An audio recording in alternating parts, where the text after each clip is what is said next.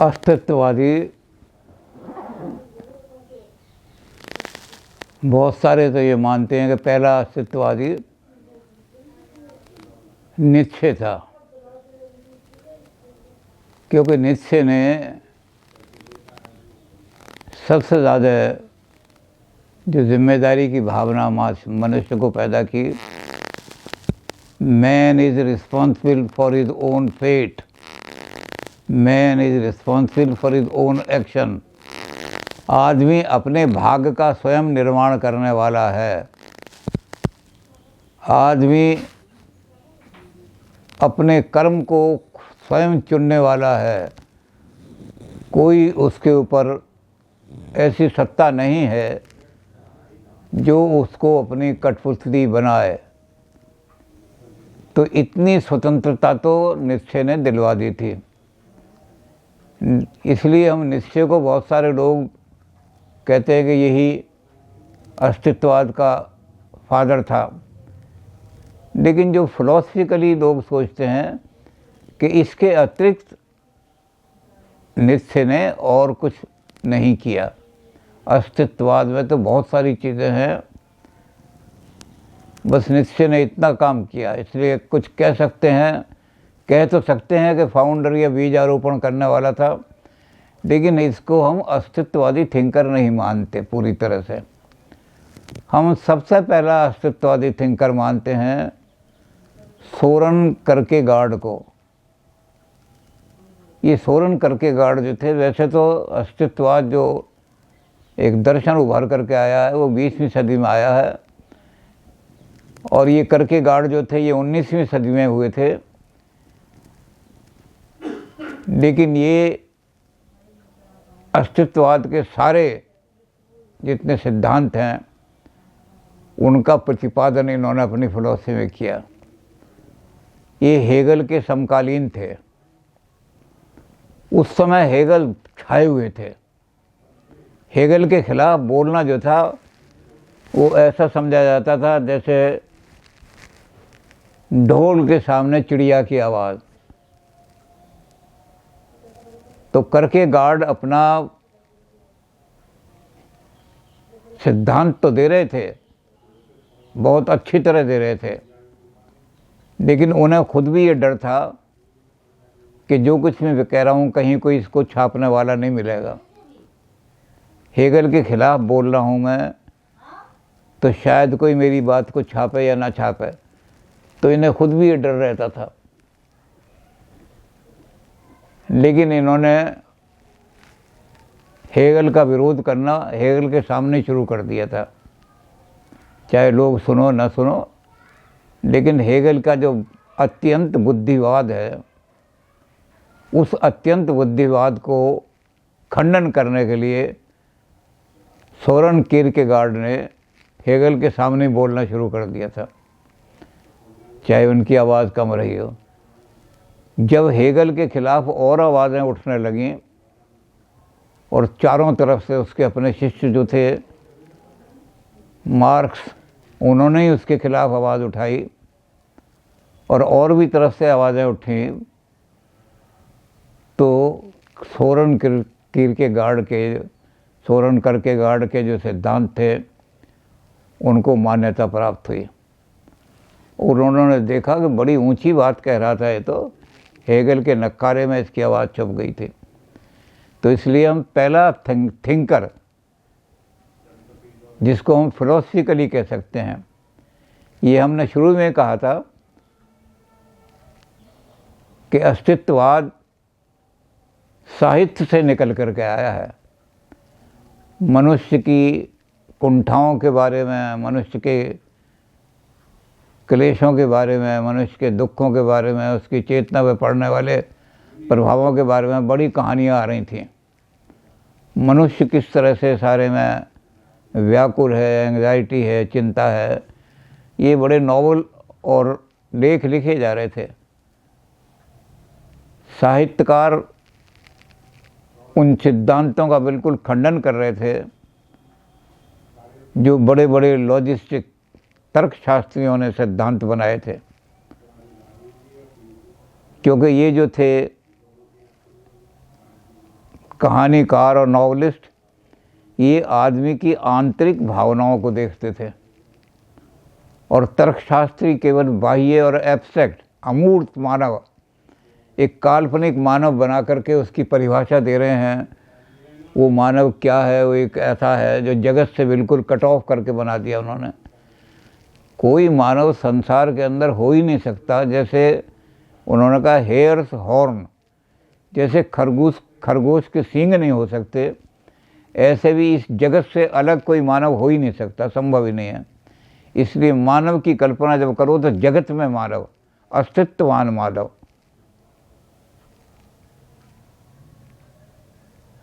तो लोगों ने कहा कि सारे साहित्यों से निकाल करके एक फिलोसफिकल चीज़ खड़ी की। तो इन्होंने सबसे पहली बात ये की कि हेगल जो थे अपने तर्कशास्त्र में बाह्य आडंबरवाद देख रहे थे। मनुष्य की आंतरिकता का उनको बिल्कुल बोध ही नहीं था। आंतरिक भावनाएं मनुष्य की, आंतरिक फीलिंग मनुष्य की, आंतरिक उसके अंदर जो चीज़ें होती हैं सारी, उनका वो हेगल के दर्शन में नहीं थी, क्योंकि तर्कशास्त्र उनको देख ही नहीं सकता। तर्कशास्त्र आंतरिकता को देख ही नहीं सकता, जबकि रियल मानव आंतरिक मानव है। आंतरिकता को देखो। यद्यपि ये कर्केगार्ड जो हैं ये ईश्वरवादी हैं, ईश्वर को मानते हैं। जो क्रिश्चियनिटी है उसने ईश्वर को माना, लेकिन इन्होंने क्रिश्चियनिटी का खंडन किया। क्रिश्चियनिटी क्या करती है? ईश्वर को बाह्य मान करके, ऑब्जेक्टिव ट्रुथ मान करके बाहर खोजती है। चौथे आसमान पर, सातवें आसमान पर, चौथे आसमान पर वहाँ ईश्वर को खोज रही है क्रिश्चियनिटी। तो दी अदर बना दिया ईश्वर को। ईश्वर अलग चीज़ है। कर्केगार्ड ने कहा कि जब हम ज्ञान प्राप्त करते हैं तो हमारे सामने तीन चीज़ें आती हैं। पहली चीज़ ज्ञाता, दूसरी चीज़ ज्ञेय, और उस ज्ञाता और ज्ञेय के अलावा अन्य कोई चीज़ आ जाती है। अन्य क्या है? परिस्थितियाँ। तर्कशास्त्र परिस्थिति का ज्ञान नहीं करता, बिल्कुल यूनिवर्सल को देखता है।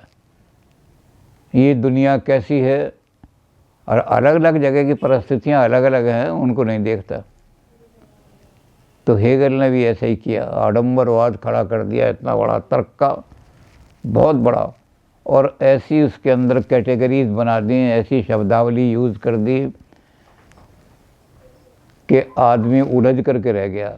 ये हमने जब हेगल को कर रहे थे हम, तब हमने हेगल का कहा था कि हेगल से कहा था जर्मनी के लोगों ने कि आप जो कहना चाहते हैं अपनी फ़िलॉसफी को शॉर्ट में बताइए, और क्या कहना चाहते हैं उस मिस्ट्री को सॉल्व कीजिए जो फिलोसफर से बना रखी है। तो हेगल ने 6 साल लिए, 6 वॉल्यूम में किताब लिखी, and he made the mystery more mysterious.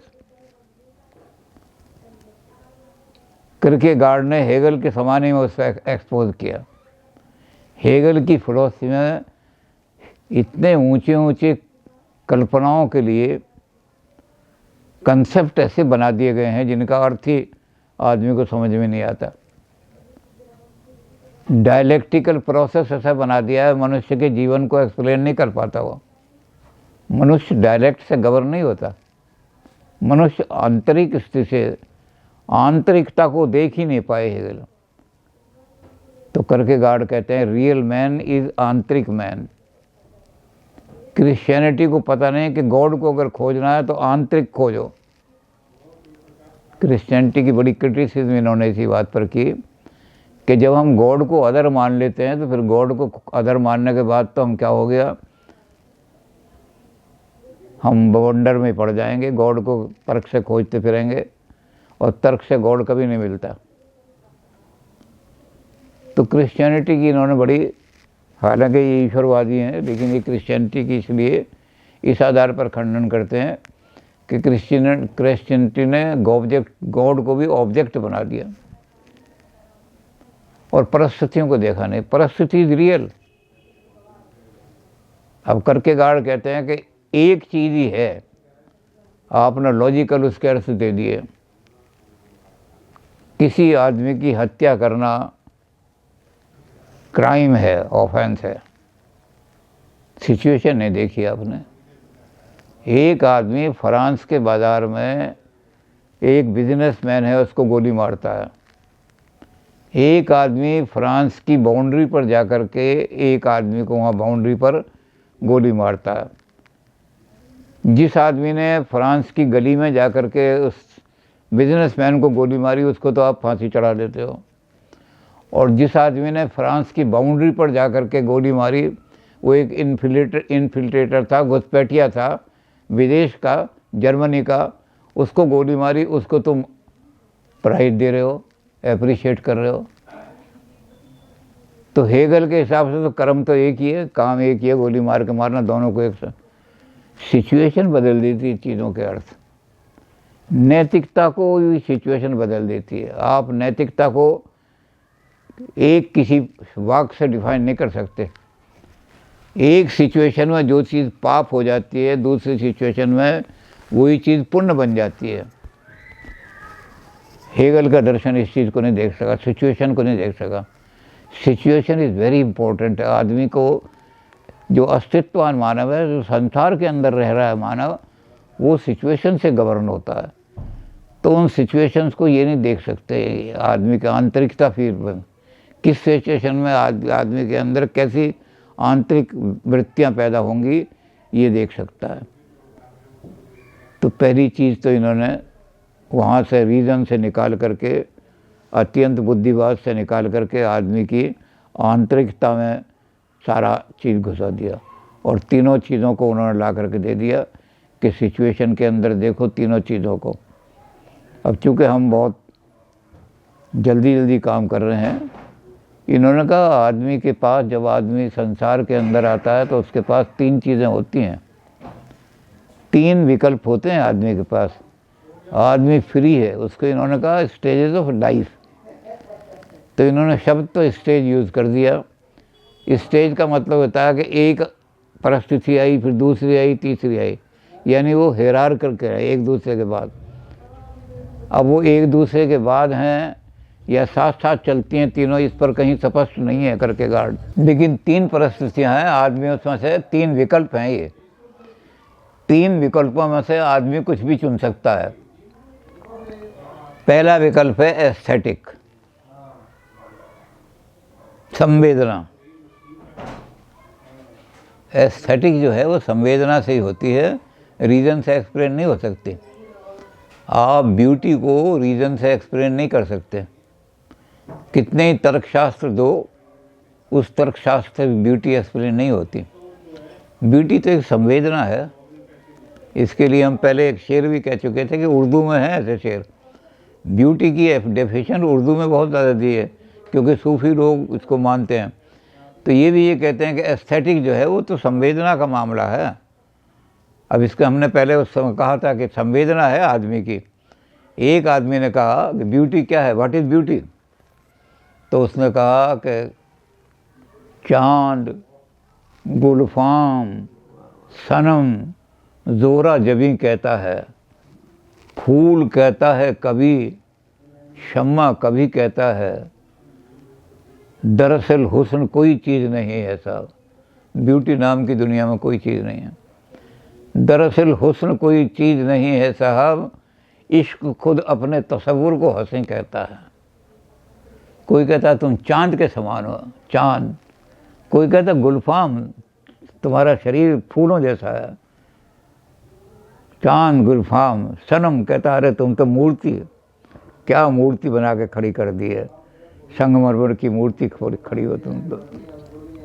कोई कहता नहीं ज़ोरा जबी है, शुक्र का सितारा, शुक्र सितारा जो आसमान के अंदर है वो बड़ा चमकदार लगता है, तुम तो शुक्र के सितारे जैसी हो।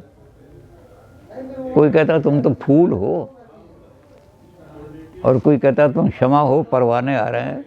तो क्या है ब्यूटी? क्या है? चाँद है, फूल है, गुलफाम है, क्या है? तो कहते ब्यूटी कुछ नहीं है, ब्यूटी अपनी संवेदना है। जैसी इश्क की संवेदना होगी वही चीज़ उसको ब्यूटीफुल दिखाई दे जाए। अब इसके जवाब में उन्होंने दूसरा जवाब दिया। उन्होंने कहा कि जुल्फ बरदोश, अगर कोई हसीना आ जाए, कंधे पर जुल्फें बखेरी हुई हैं और कोई डैमसिल सुंदर स्त्री सामने आ जाए, तो रक्स करता हुआ सावन का महीना आ जाए, ऐसा लगता है जैसे सारा सावन नाचने लगा हो। रक्स करता हुआ सावन का महीना आ जाए, और हुस्न वो गर्म हकीकत है। हुस्न इश्क का तस्वुर नहीं है, बल्कि एक ठोस कॉन्क्रीट चीज़ है। हुस्न वो गर्म हकीकत है कि जब उल्टे नकाब तो मेरे ताबा के, सूरज के मेरे ताबा के भी माथे पे पसीना आ जाए। एक्सप्लेन नहीं कर सकता ब्यूटी क्या है, ब्यूटी को फील करेगा। और जैसे ब्यूटी सामने आ जाएगी, सूरज के कहो, सूरज के माथे पे पसीना आ जाएगा। तो ब्यूटी जो है एस्थेटिक तो संवेदना का मामला है। तो आदमी संवेदनाओं को अपने जीवन में ला सकता है। दूसरा विकल्प है आदमी के पास एथिक्स, मोरलिटी। आदमी मॉरल लॉज के पीछे मॉरल चुन ले दुनिया से। और तीसरी चीज़ है फेथ, रिलीजन। तो आदमी के पास 3 विकल्प हैं, आदमी कुछ भी चुन सकता है, 3 विकल्प हैं। अब ये तीनों जो हैं वो ऐसे हैं, एक दूसरे से अलग अलग नहीं हैं। जो संवेदनशील है वो एथिक्स भी ले सकता है थोड़ी बहुत, वो मूलतः संवेदनशील है, लेकिन मॉरल भी हो सकता है वो, और उसके अंदर फेथ भी हो सकती है। इसी तरह जो फेथ वाला आदमी है उसके अंदर संवेदना भी हो सकती हैं थोड़ी बहुत, लेकिन मूलतः वो उसमें। तो ये 3 चीज़ें जो हैं, इन्होंने कहा ये आदमी की आंतरिकता को एक्सप्लेन करती हैं। रियल मैन इज़ आंतरिक मैन, ट्रूथ इज़ सब्जेक्टिविटी। वो जो अंतरात्मा की आवाज़ है वही सत्य है। ये बाह्य चीज़ें जो लॉजिक से एक्सप्लेन होती हैं, ये आदमी नहीं है, ये आदमी की एक्सप्लेनेशन नहीं है। आदमी वो है जो उसके जो अंदर है अपने, उसके अंदर क्या है देखो। तो करके गार्ड ने पहली चीज़ तो ये डाल दी। बहुत लंबा चौड़ा है, इसलिए हम वर्णन नहीं कर सकते। अब हम ये आते हैं कि जब अस्तित्व मानव की एक्सप्लेन करने लगते हैं कि एब्स्ट्रैक्ट मानव जो है वो मानव नहीं है, वो कोई चांद पर पड़ा हुआ मट्टी का डला हो सकता है, या कुछ और भी चीज़ हो सकती है, लेकिन अस्तित्ववान मानव जो है उसके अंदर 3 चीज़ें हैं। और यही सारे अस्तित्ववादी दर्शन का एक तत्व है। उन्होंने सारे अस्तित्ववादी दर्शन ने सभी ने इसको तत्व माना। वो 3 चीज़ें आदमी के आंतरिक हैं, जो आदमी का रियलिटी है, जीवन की सत्य है।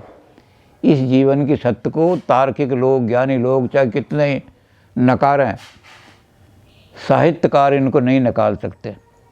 साहित्य में ही आ रहा है सारा, क्योंकि साहित्य हमारे जीवन को बनाता है। मानव जीवन जो पृथ्वी पर मानव है, उस मानव के बारे में साहित्य कुछ लिख सकता है, तर्कशास्त्री कुछ नहीं लिख सकते। तो 3 चीज़ें कौन सी हैं जो रियलिटी हैं, सत्य हैं और अकाट सत्य हैं, जिनको आप बिल्कुल किसी तरह से डिनाई नहीं कर सकते। वो कौन कौन सी चीज़ें हैं? पहली चीज़ है चिंता। जो आदमी जीवित है और जो आदमी संसार में रह रहा है, उसको चिंताएं अवश्य होंगी। साहित्यकारों ने बड़ी चोट की है इस पर। चिंता के बाद शोक। शोक जो है वो कोई आदमी ऐसा नहीं, चाहे कितना ही कह दे। गीता कहती है दुख सुखे समय कृत्वा लावा लावो। तो आप बड़े बड़े सूत्र तो लिख सकते हैं, लेकिन ऐसा आदमी ला के दिखाओ जिससे शोक ना होता हो। वो अस्तित्ववाद मानव और दुनिया में है, और दुनिया में है, वो इस दुनिया के अंदर है, तो शोक ज़रूर होगा। तो बड़ी अच्छी कहानी है अस्तित्ववादी, आजकल बहुत आ रही हैं। अस्तित्ववादी कहानी में लिखा है, हमने फिर इसको बाद में अपने जीवन में भी लगा के देखा। अस्तित्ववादी कहानी में लिखा है कि जिस समय अभिमन्यु की मृत्यु हुई 10 दिन पहले भीष्म पितामह गिरे थे। भीष्म पितामह के 2 दिन बाद द्रोणाचार्य ने चक्रव्यूह बनाया और उसमें दुर्योधन को मार दिया। 13वें दिन जो है अर्जुन आ गए, वहाँ से त्रिगर्तों से लड़ने के लिए गए थे, वो आ गए और आके उन्होंने देखा। बड़ी अच्छी कहानी है वो, बहुत बढ़िया संवेदना है उसमें। उसका नाम भी है सुभद्रा की संवेदना। वो सुभद्रा माँ है, वो माँ रो रही है, छाती पीट रही है, बेहोश हो गई है। और अर्जुन जब आते हैं अपनी देखते हैं पत्नी की हालत को, तो अर्जुन भी संवेदना में डूब जाते हैं और उन्हें क्रोध आ जाता है अपनी पत्नी को तसल्ली दिलाने के लिए कि जिसने अभिमन्यु का वध किया है, कल अगर मैंने उसका नाश नहीं किया तो मैं अपने तो कहानी लिखने वाला है कि कृष्ण जो है अपनी बहन को ही तसल्ली नहीं दे पाए। उनकी बहन शोक में ग्रस्त हो रही है, तो जो गीता को लिए फिरते हैं हाथ में कि शोक का नाश करने वाली है गीता, वो केवल पाखंडी है। वो तर्क के लेवल पर काम कर रहे हैं। जो जीवित आदमी है, जीवित नहीं जो बल्कि अस्तित्ववान आदमी है, उसको शोक जरूर होगा। उसका बेटा मर गया, उसको शोक ना हो, ऐसा दुनिया में दिखाओ कोई औरत। तो कल्पना से कह दिया जी गीता और कृष्ण के हाथ, वो कहते 12 दिन पहले कृष्ण ने बताया था, गता शून्य अगता शून्य नानुशोचन्ति पंडिता। बुद्धिमान लोग जो हैं कभी शोक नहीं किया करते। तो अपनी बहन को शोक से मुक्त नहीं करा सके। वो सगी बहन थी सुभद्रा, और अपने शिष्य को जिसको गीता सुनाई थी वो भी शोक में डूब गया, अपनी पत्नी कर क्रोध में भी आ गया। गीता में लिखा है क्रोध मत करो, सबसे बड़ा शत्रु है। तो दुनिया में कोई आदमी ऐसा अस्तित्ववान मानव नहीं मिलेगा। ऐसा अस्तित्ववान मानव क्रोध भी करेगा। जो इस संसार में रह रहा है, तो अस्तित्ववान मानव की बात करो, एब्स्ट्रैक्ट मानव की नहीं। चांद और शनिचर पर या कहीं स्पेस में रहने वाले मानव की बात मत करो। तो मानव जो है वो शोक अवश्य हर मानस। अब इसका हमने अनुभव खुद किया। एक बहुत बड़े गीता के विद्वान, दुनिया के माने हुए, 50 साल उन्होंने दुनिया में गीता का प्रचार किया और यही प्रचार किया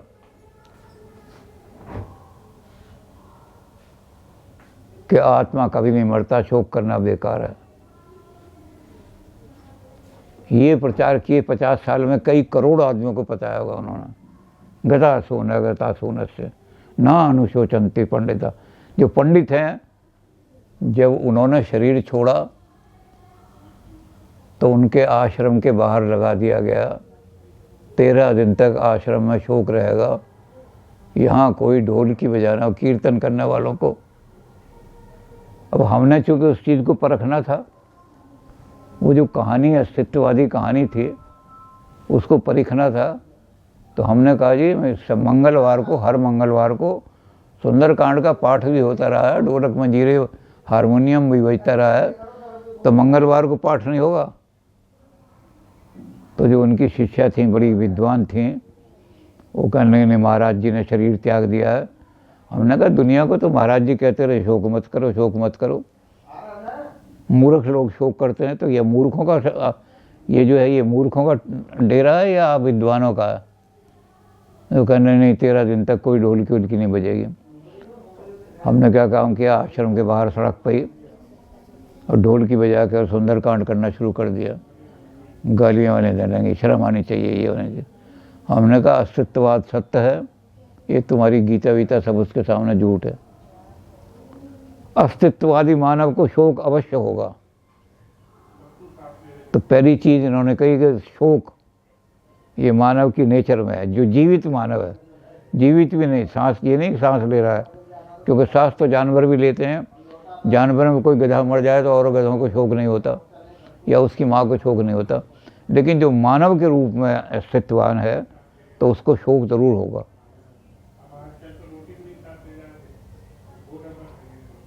बहुत कुछ लंबा चौड़ा होता है ना, बहुत एग्जाम्पल सारी दिए हैं।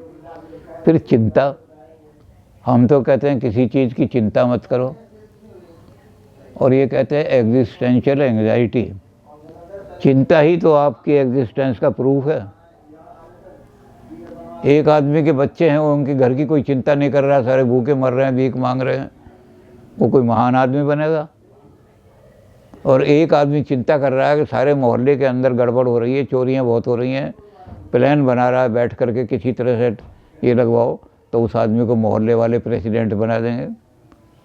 एक आदमी और उससे भी ज़्यादा शहर के बारे में सोच रहा है, भाई शहर में आजकल गड़बड़ है, ये है सारा, शहर वाले उसको मेयर बना देंगे, पार्षद बना देंगे। एक आदमी सारे देश की चिंता कर रहा है। अच्छा। और जब सारे देश की चिंता हो रही है उसको, कितने लोग भूखे मर रहे हैं, कितने क्या आदमी हो रहा है सारा, उसको प्रधानमंत्री बना देगा आदमी। तो अस्तित्ववादी कहते हैं कि चिंता ही तो आदमी के अस्तित्व का, जो अस्तित्ववाद माना है, एब्स्ट्रैक्ट मैन नहीं, वो आदमी नहीं जो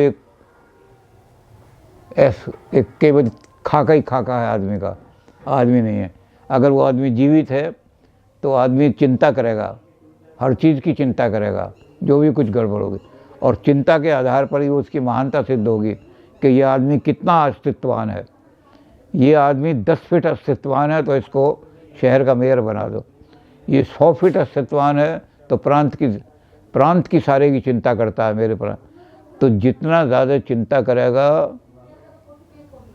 उतना ही ज़्यादा वो महान होगा, अस्तित्व उसका सिद्ध होगा। ये आदमी रियली अस्तित्ववान है, ये एज ए मैन अस्तित्व कर रहा है दुनिया के अंदर।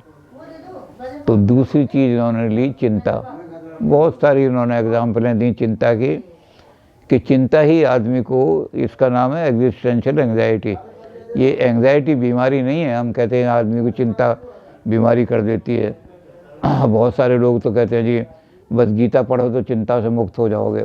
ये कहते हो ही नहीं सकता आदमी चिंता से। अगर वो अस्तित्ववान मानव है, अगर वो गधा है या पत्थर है या लकड़ी का टुकड़ा है, अगर वो आदमी है और वो भी अस्तित्ववान, ये समझता है कि मैं इंसान हूँ, मैं मानव हूँ, तो वो चिंता ज़रूर करेगा। और जितनी ज़्यादा चिंता करेगा उतना इसकी महानता ज़्यादा सिद्ध होगी। और तीसरी चीज़ क्लेश, निराशा। कोई दुनिया में आदमी ऐसा नहीं मिलेगा, चाहे वो कितना ही महान बन गया हो, कि उसकी हर इच्छा पूरी हो गई हो। संसार में एक भी आदमी दिखाओ कि जो मैंने इच्छा की सारी पूरी हो गई। आदमी को निराशा भी ज़रूर आएगी कहीं ना कहीं। उस निराशा का समाधान ये नहीं है कि हम निराशा से मुक्त होने के लिए संसार से भाग जाएं, बल्कि उसका एक ही इलाका है, उसका एक ही तरीका है कि इस संसार के अंदर रह करके उस निराशा को सहन करें। ये हमारा अस्तित्व सिद्ध करेगा।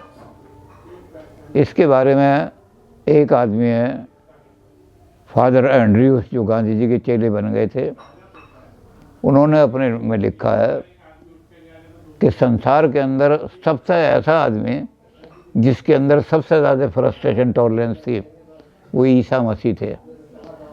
उसके बाद अगर कोई आदमी मैंने देखा है जिसके अंदर फ्रस्ट्रेशन टॉलरेंस है, तो 1000 साल के बाद आज मैंने महात्मा गांधी को देखा है।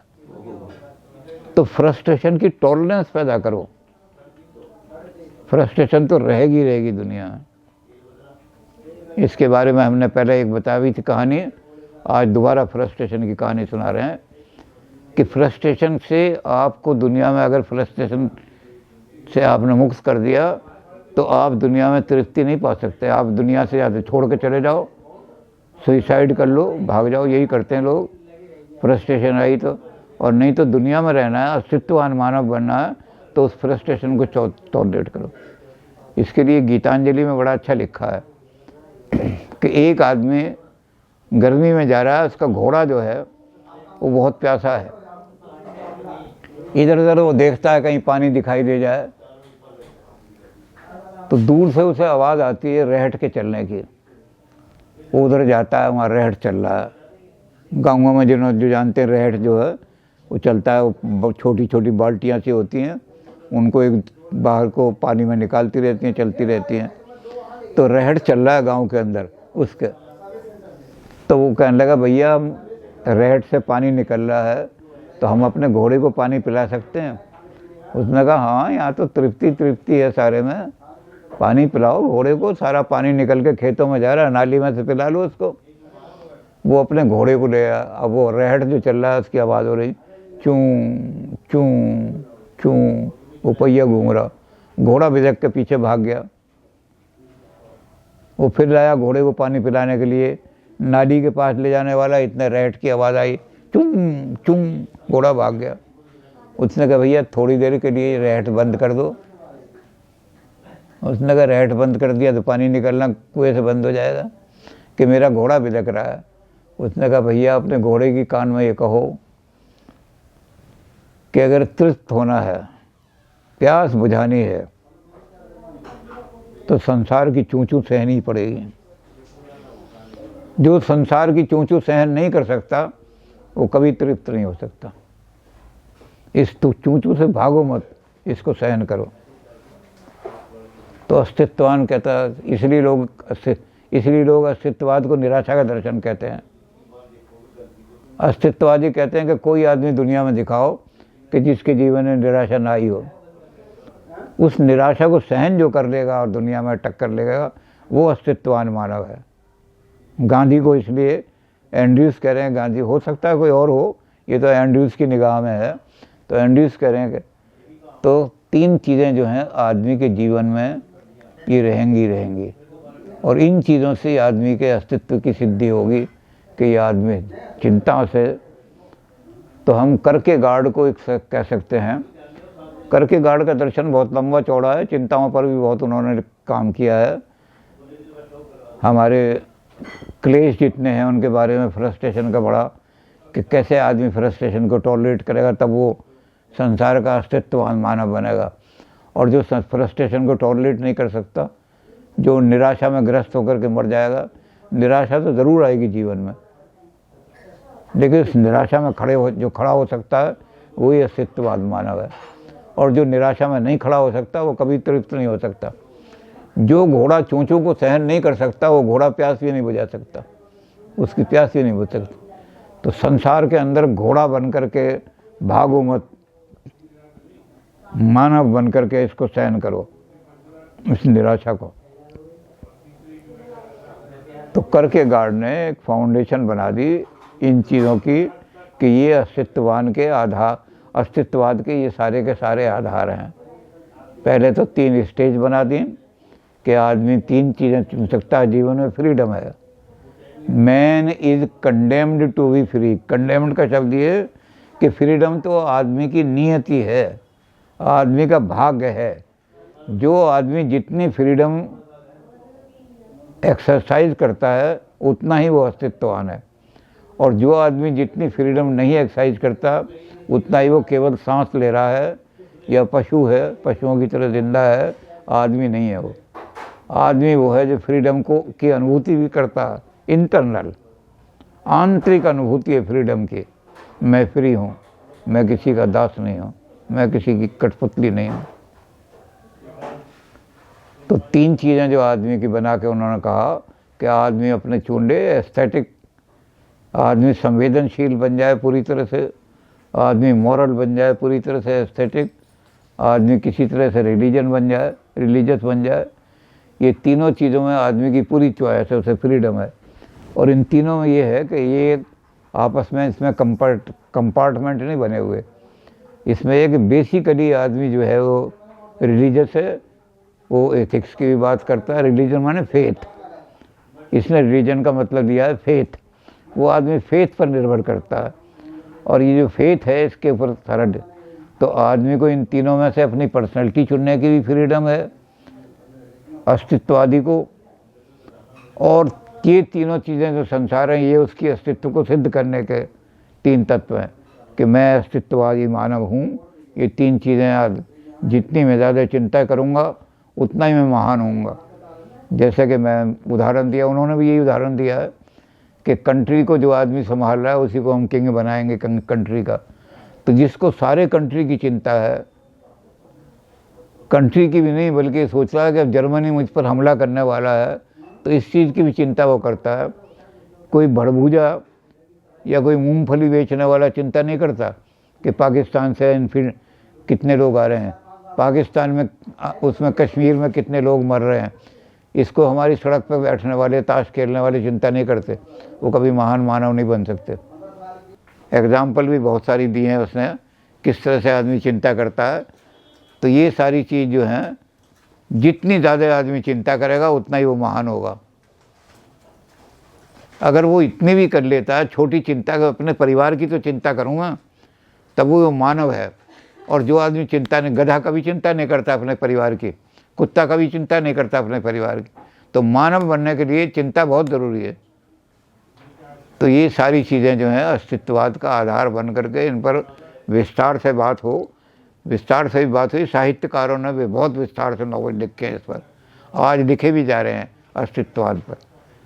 तो चलिए देखेंगे, अब करके गार्ड के बाद दूसरों के पास चलेंगे हम।